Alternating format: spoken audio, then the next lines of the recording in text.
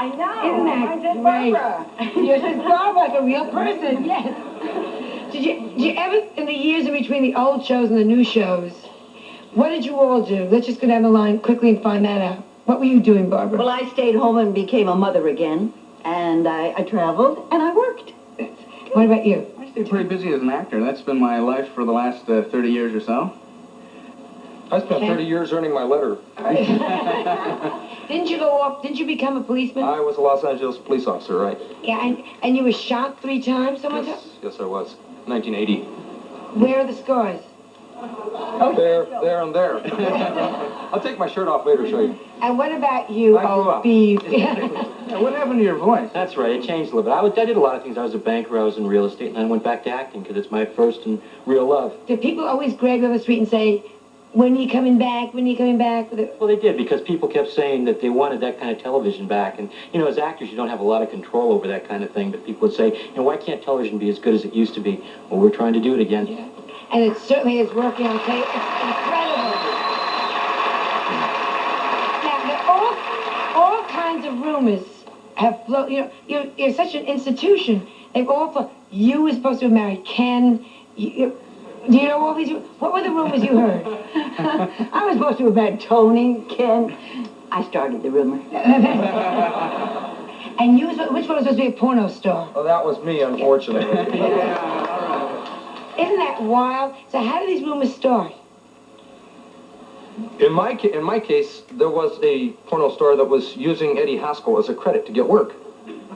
And I spent 11 years in the court system in California proving that it wasn't me. That should have been easy to prove. Very easy.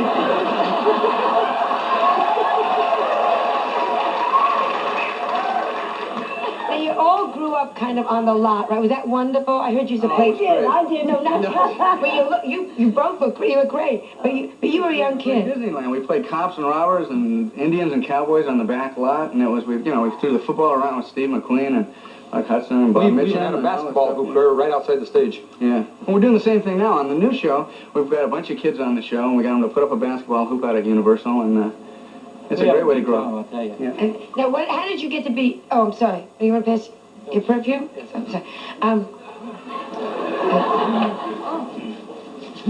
How did you get to be? How did you get to be picked as the Beaver? Well, actually, I went on a cattle call. There was about 3,000 or 4,000 people on the job, and they said they wanted 2 brothers between the ages of 8 and 18. So everybody in Hollywood came, and I just happened to be lucky enough when the smoke cleared to get the job. Didn't they say didn't you dress up or you didn't dress up? You either did. You dressed up as We've been going back for about 3 weeks, Joan, and I mean, I was getting very tired of it, and it happened to fall the last interview on the day of my Cub Scouts. So I went in my uniform because my mom said, well, if you get done soon enough, you can leave and go to your meeting. So when I got there, I was in my uniform, and Mr. Conley and Mr. Mosier were the writer-producers, looked at me, and they said that, and later they said I looked kind of nervous. They came up and they said, why? And I said, well, I don't want to be here. I want to be at my Cub Scout meeting. And they said, okay, go ahead. Well, my mom got me out, and she said, what happened? I said, well, I said I wanted to go to the Cub Scout meeting, so they sent me home. My mom said, well, there's 3 weeks down the drain, but later on they said that's what they were looking for, was a little boy that was more interested in the Cub Scouts than he was being an actor. What were your favorite episodes? Do you each have a favorite episode? I know it. There's the one with the Super Bowl, I bet. But one of the funniest things that ever happened to us was Jerry was afraid of horses, and we had to have a lying down horse. And it was in the garage, and the horse wouldn't lie down. So they got a vet and gave it a shot, and they said, hurry up and do the scene because the horse is going to wake up. So we did the scene, and the horse was still sleeping, so we went over to another set on the same stage, and we did another scene. All day long, the horse slept and snored and ruined almost all of our scenes that we did the whole day. And we ended up at 6 o'clock when I left for home. There's this poor horse on its feet with 2 men on each side, propping it up, and it's still sleeping.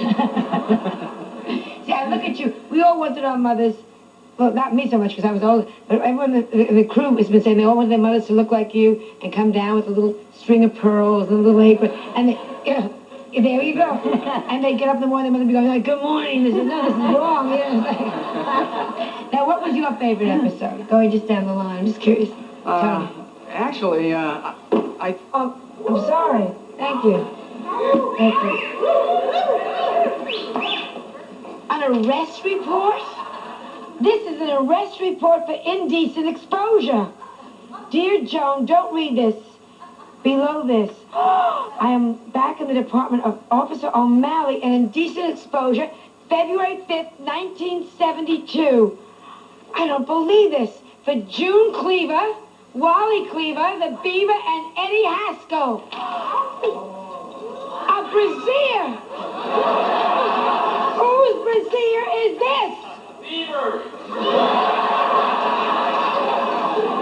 All right, I admit it. It's mine. Yours! Well, you see, when things got tough during the 70s, I took a night job to help support the family, and, well, I became a female stripper. Brings back to fond memories, I think. The only reason he was really very good at it is because I managed his sleazy career. And I made his teeny little weenie costumes. And I used to book him into those strip joints. You know, we paid blackmail weekly, but we didn't kill her. I can't believe it. May I ask you all something? Tonight, Bev asked me for an additional $25,000. I brought her tonight to the dressing room. An additional $25,000. You too. I did too. 25,000. Oh, that bitch! We've all. What about you? We've all been paying her $25,000 extra tonight. I'm in shock. Shock. I'm in shock. No, I'm here. I am here. I was getting less shocked. Yes, I know, darling. I am such a very big fan of the cleavages. I just want to say that. But, I'm a cleavers. But we have a murder to solve, so I have to get